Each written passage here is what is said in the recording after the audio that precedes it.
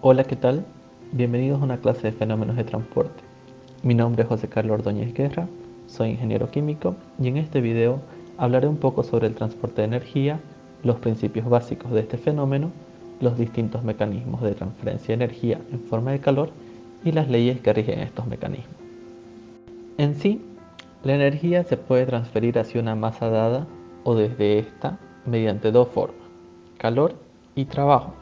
En esta oportunidad analizaremos la energía que se transporta en forma de calor por medio de tres mecanismos: conducción, convección y radiación. A grandes rasgos, la conducción es la transferencia de energía de las partículas más energéticas de una sustancia hacia las adyacentes, que vienen a ser las menos energéticas, debido a sus interacciones. La convección se refiere a la transferencia de calor entre una superficie sólida y el fluido adyacente, que debe estar en movimiento. Y la radiación es la energía emitida por la materia en forma de ondas electromagnéticas. Analicemos el siguiente ejemplo, en el cual se pone a hervir agua en un recipiente metálico. En este caso se tienen los tres mecanismos de transferencia de calor en este proceso.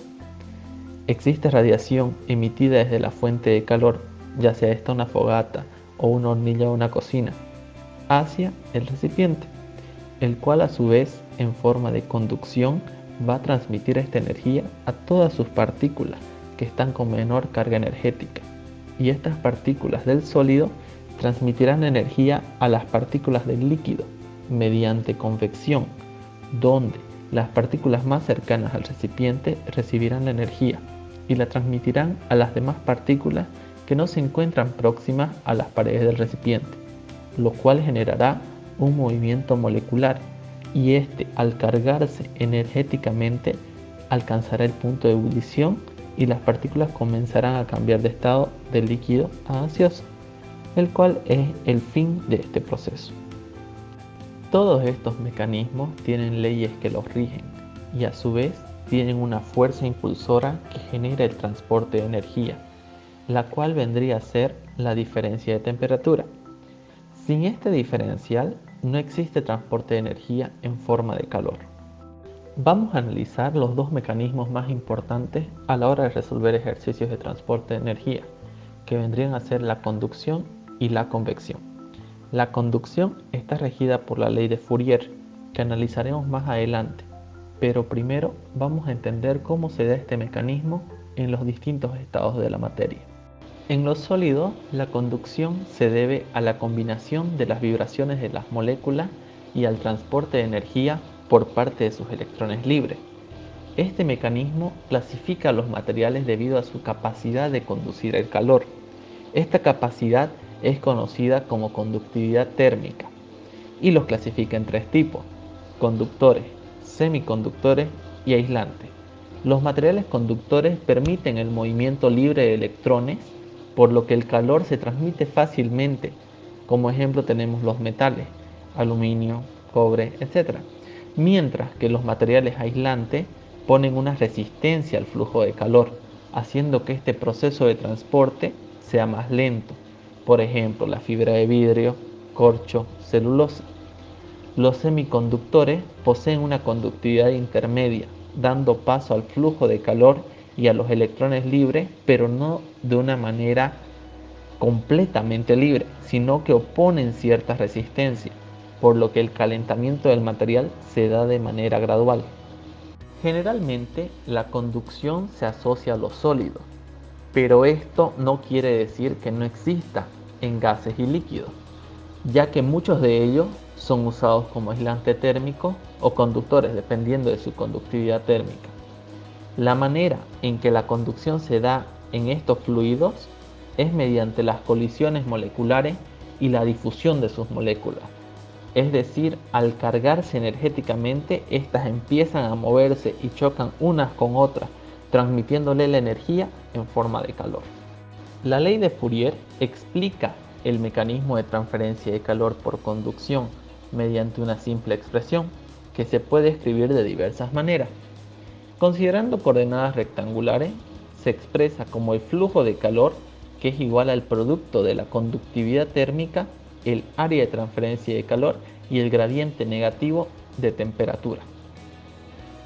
Cabe recalcar que en estas coordenadas se puede expresar la ley de Fourier en función de un término conocido como la densidad de flujo de calor, que no es más que la relación entre el flujo de calor dividido por el área. Al resolver ejercicios de fenómenos de transporte, se debe asociar los ejemplos con coordenadas establecidas.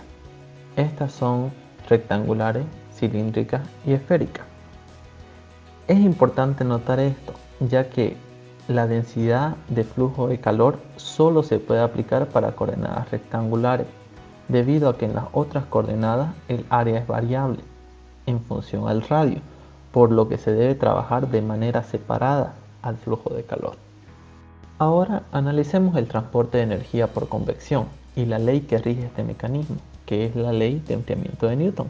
Es importante hacer notar que la convección solamente se da en fluidos en movimiento, entendiéndose por fluido todos los gases y líquidos. Como se puede observar en el esquema, un área sólida le transfiere energía al fluido en movimiento, el cual al recibir esta energía cambia de temperatura.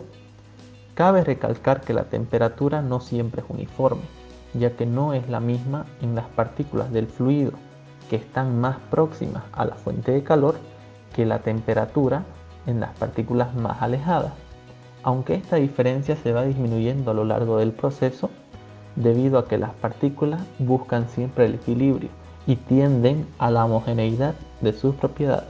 Dentro del mecanismo de transferencia de calor por convección se tienen dos formas de transporte, que son la convección forzada y la convección libre o natural.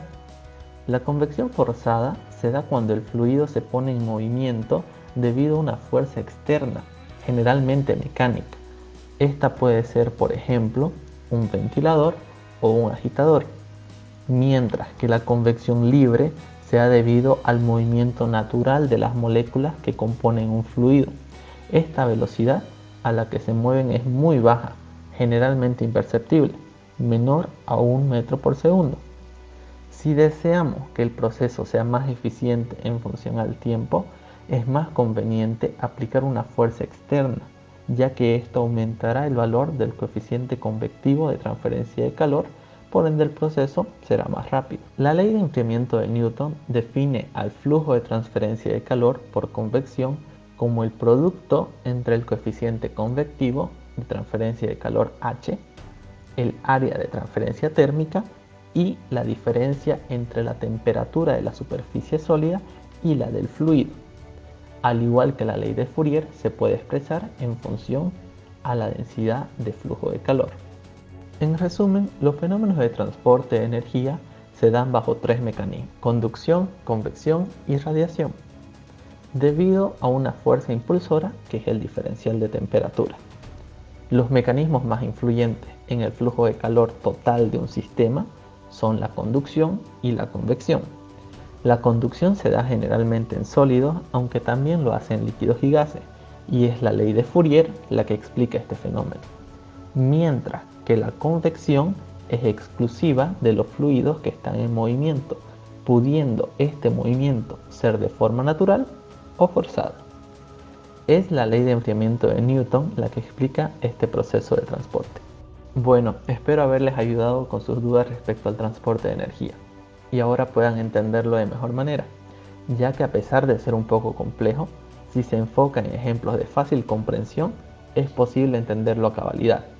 Si desean profundizar un poco más en el mecanismo de transferencia de calor por radiación, que generalmente se omite en los cálculos de fenómenos de transporte, les dejo un link en la descripción del video sobre este mecanismo y sobre la ley de Stefan Boltzmann, que es la que describe este proceso de transporte.